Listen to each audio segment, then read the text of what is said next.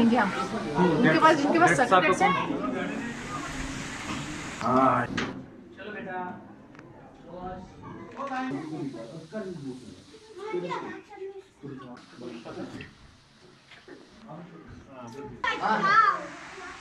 एक लाइन में आराम से।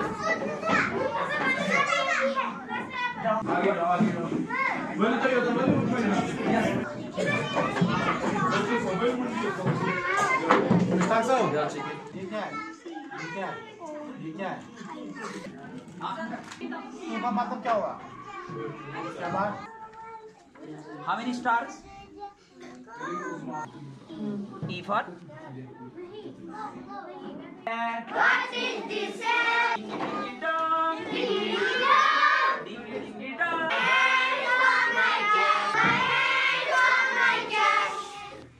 Yes. With my chest, with my hands on my chest. What is this? पहले गवर्नमेंट स्कूल में इंफ्रास्ट्रक्चर की कमी थी, लेकिन इस स्कूल को देख के मुझे लगता है कि वो कमी दूर हुई।